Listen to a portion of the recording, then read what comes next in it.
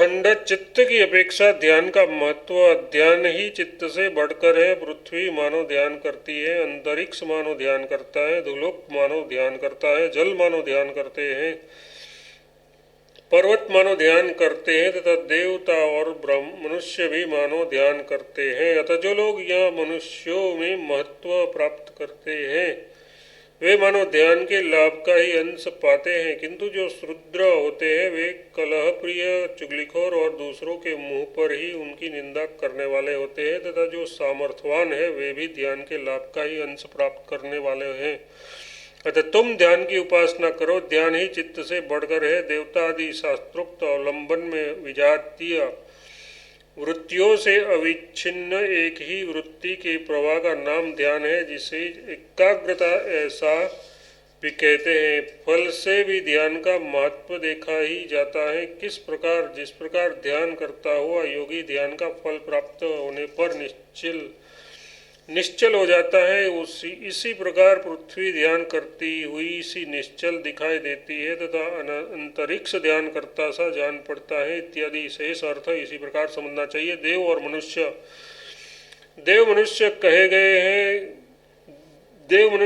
गए हैं अथवा देवतुल्य मनुष्य ही देव मनुष्य है। तात्पर्य है कि समाधि गुणों से संपन्न पुरुष देव भाव का कभी त्याग नहीं करते, क्योंकि इस प्रकार ध्यान विशिष्ट है। इसलिए मनुष्यों में भी जो लोग इस लोक में धन, विद्या अथवा गुणों के कारण महत्व प्राप्त करते हैं, अर्थात महत्व के हेतुभूत धनादि प्राप्त करते हैं, वे ध्यानापादार्श के समान है। ध्यान के अपादान का नाम है ध्यानापाद। यथार्थ ध्यान के फल की प्राप्ति उसके एक अंश अवयव यानी कला से युक्त होते हैं। तात्पर्य है कि वे मानो ध्यान फल के आंशिक लाभ से संपन्न होते हैं तथा वे निश्चल से दिखलाई देते हैं, शूद्र पुरुषों के समान नहीं देखे जाते। और जो अल्प शूद्र यथार्थ धनादि महत्व के एक अंश को भी प्राप्त नहीं है, वे उपयुक्त मनुष्यों से विपरीत कलह करने वाले, पिशून, दूसरों के दोषों को प्रकट करने वाले और उपवादी, जिनका दूसरों के दोषों को उनके समीप ही कहने का स्वभाव होता है, ऐसे होते हैं। और जो लोग धनादि के कारण महत्व को प्राप्त हुए हैं तथा जो दूसरे के प्रति प्रभु होते हैं, प्रभु अर्थात विद्याचार्य या राजेश्वरादि होते हैं, वे मानो ध्यान फल का अंश प्राप्त करने वाले हैं। ऐसा ध्यानापांश का अर्थ पहले कहा जा चुका है। अतः फल से भी ध्यान का महत्व प्रतीत होता है, इसलिए ये चित्त से बढ़कर है। अतः तुम इसी की उपासना करो, ऐसा पूर्ववत अर्थ समझना चाहिए। वह जो कि ध्यान की ये ब्रह्म है ऐसी उपासना करता है, जहाँ तक ध्यान की गति है वहाँ तक उसकी स्वेच्छा गति हो जाती है। जो कि ध्यान की ये ब्रह्म है ऐसी उपासना करता है। नारद भगवान क्या ध्यान से भी उत्कृष्ट कुछ है? सनत कुमार जी दैन से भी उत्कृष्ट है ही। नारद भगवान मुझे उसी का उपदेश करे। इति छांदोपनिषद सप्तमाध्याय षष्ठ खंड भाष्यम संपूर्णम। सप्तम खंड ध्यान से विज्ञान की महत्ता। विज्ञान ही ध्यान से श्रेष्ठ है। विज्ञान से ही पुरुष ऋग्वेद समझता है तथा विज्ञान से ही वह यजुर्वेद, सामवेद, चौथे अथर्ववेद, वेदों में पांचवें वेद, इतिहास, पुराण, व्याकरण, श्राद्ध, कल्प, गणित, उत्पात ज्ञान, निधि ज्ञान, तर्क शास्त्र, नीति, देव विद्या मतलब निरुक्त, ब्रह्म विद्या, भूत विद्या, धनुर्वेद, ज्योतिष, गारुड़ और शिल्प विद्या, धूलोक, पृथ्वी, वायु, आकाश, जल, तेज, देव, मनुष्य, पशु, पक्षी, तृण, वनस्पति, श्वापद, कीट, पतंग, पिपलिका पर्यंत संपूर्ण जीव, धर्म, अधर्म, सत्य, असत्य, साधु, असाधु, मनोज्ञ, अमनोज्ञ, अन्न, रस तथा इलोक और परलोक को जानता है। तुम विज्ञान की उपासना करो। विज्ञान ही ध्यान से श्रेष्ठ है। विज्ञान शास्त्रार्थ विषयक ज्ञानों को कहते हैं। ध्यान का कारण होने के कारण ध्यान की अपेक्षा उसकी श्रेष्ठता है। उसकी श्रेष्ठता किस प्रकार है ये बताते हैं। विज्ञान से ही पुरुष ऋग्वेद को ये ऋग्वेद है इस प्रकार प्रमाण रूप से जानता है, जिसका अर्थ ज्ञान ध्यान का कारण है, तथा यजुर्वेद इत्यादि शेष अर्थ भी इसी प्रकार समझना चाहिए। यही नहीं, पशु आदि को शास्त्र सिद्ध धर्मों और अधर्म को लोक दृष्टि से अथवा स्मृतियों द्वारा निर्णीत शुभ और अशुभ को एवं संपूर्ण अदृष्ट विषयों को भी वह विज्ञान से ही जानता है, ऐसा इसका तात्पर्य है। अतः ध्यान से विज्ञान की श्रेष्ठता ठीक ही है, इसलिए तुम विज्ञान की उपासना करो। वह जो विज्ञान की ये ब्रह्म है ऐसा उपासना करता है, उसे विज्ञानवान एवं ज्ञानवान लोगों की प्राप्ति होती है। जहाँ तक विज्ञान की गति है वहाँ तक उनकी स्वेच्छा गति हो जाती है, और जो कि विज्ञान की ये ब्रह्म है ऐसी उपासना करता है। नारद ने कहा, भगवान क्या विज्ञान से भी श्रेष्ठ कुछ है? सनत कुमार जी ने कहा, विज्ञान से भी है ही श्रेष्ठ। नारद ने कहा, मुझे वही बताए। इस प्रकार इस उपासना का फल श्रवण करो। विज्ञानवान यथार्थ जिन लोकों में विज्ञान है उन्हें तथा ज्ञानवान लोगों को अभिसिद्ध प्राप्त कर लेता है। विज्ञान शास्त्रार्थ विषयक तथा अन्य विषय संबंधी निपुणता का नाम है। उनसे संपन्न पुरुषों से युक्त लोगों को प्राप्त कर लेता है, ऐसा इसका तात्पर्य है। या द्विच्यगतम इत्यादि शेष वाक्य का अर्थ पूर्ववत है। इति छांदोपनिषद सप्तम अध्याय सप्तम खंड भाष्यम संपूर्णम।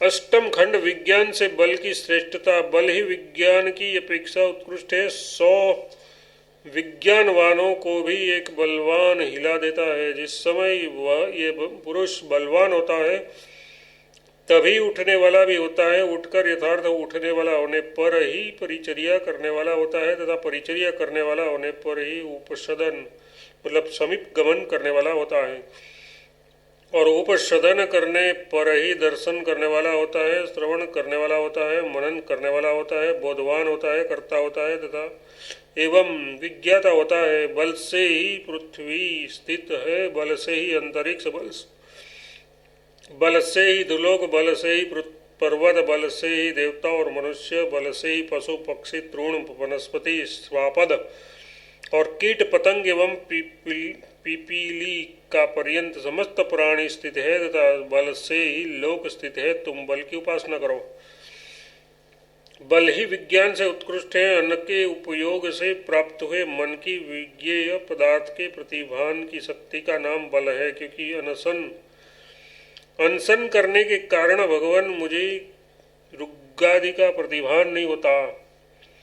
ऐसी छठे अध्याय में श्वेत केतु का वाक्य रूप श्रुति है। शरीर में भी वह बल ही उठने आदि का सामर्थ्य है, क्योंकि 100 विज्ञानवानों की भी एक ही बलवान प्राणी इस प्रकार कंपायमान कर देता है जैसे एकत्रित हुए 100 मनुष्यों को एक मत हाथी। क्योंकि अन्नादि के उपयोग के कारण होने वाला बल ऐसा है, इसलिए ये पुरुष जिस समय बलि यथार्थ बल से युक्त होता है तो वह उत्थाता यथार्थ उत्थान करने वाला होता है। उत्थान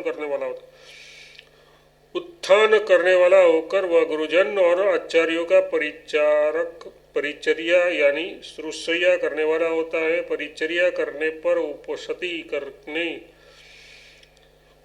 करने वाला, उसके समीप पहुंचने वाला उनका अंतरंग यथार्थ प्रिय होता है। उपसन्न होने यथार्थ समीप जाने पर वह एकाग्र भाव से आचार्य अथवा किसी अन्य उपदेश करने वाले गुरु का दर्शन करने वाला होता है। फिर वह उसके कथन को श्रवण करने वाला होता है। तत्पश्चात इनका ये कथन इस प्रकार उपसंपन्न है, इस प्रकार युक्तिपूर्वक मनन करने वाला होता है, तथा मनन करने पर ये बात ऐसी ही है इस प्रकार उसे जानने वाला होता है। फिर इस प्रकार निश्चय करो वह उनकी कही हुई बातों का कर्ता अनुष्ठान करने वाला होता है, तथा विज्ञाता यानी अनुष्ठान के फल का अनुभव करने वाला होता है, ऐसा इसका तात्पर्य है। इसके सिवा बल की महिमा इस प्रकार है, बल से पृथ्वी स्थित है इत्यादि शेष अर्थ सरल है। वह जो कि बल की ये ब्रह्म है ऐसी उपासना करता है, उसकी यहाँ जहाँ तक बल की गति है स्वेच्छा गति हो जाती है, जो कि बल्कि ये ब्रह्म है, इस प्रकार उपासना करता है। नारद, भगवान क्या बल से भी उत्कृष्ट कुछ है? सनत कुमार जी ने कहा, बल से उत्कृष्ट भी है ही। नारद जी ने कहा, भगवान मेरे प्रति उसी का वर्णन करे। इति छांदोपनिषद सप्तम अध्याय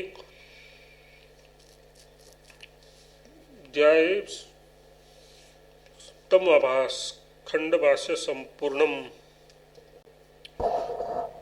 नवम खंड, बल की अपेक्षा अन्न की प्रधानता।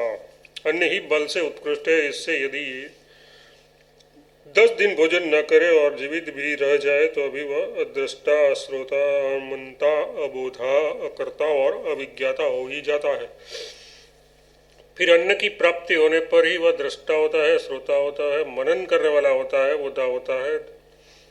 बोधा होता है, कर्ता होता है और विज्ञाता होता है। तुम अन्न की उपासना करो। अन्न ही सबसे उत्कृष्ट है, क्योंकि ये बल का कारण है। अन्न बल का कारण किस प्रकार है बताते हैं, क्योंकि अन्न बल का कारण है। इसलिए यदि कोई पुरुष 10 रात तक भोजन न करे तो वह अन्न के उपयोग से होने वाले बल के क्षीण हो जाने के कारण मर जाता है। और यदि न मरे, जीवित रह जाए, क्योंकि महीने भर न खाने वाले भी जीवित रहते देखे जाते हैं, तो ऐसी अवस्था में जीवित रहने पर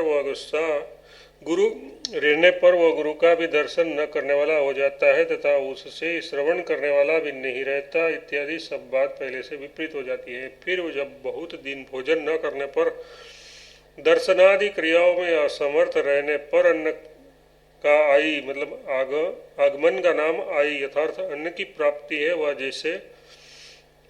वह जिसे होती है उसे अन्न का आई कहते हैं। श्रुति में जो आए ऐसा पाठ है वह आई का वर्णव्यव्य करके है तथा अनन्यासा ऐसा पाठ भी इसे अर्थ में समझना चाहिए, क्योंकि श्रुति दृष्टा, श्रोता आदि कार्य का प्रतिपादन करती है। अन्न का उपयोग करने पर ही दर्शन आदि की शक्ति देखी जाती है, उसकी अप्राप्ति होने पर नहीं। अतः तुम अन्न की उपासना करो।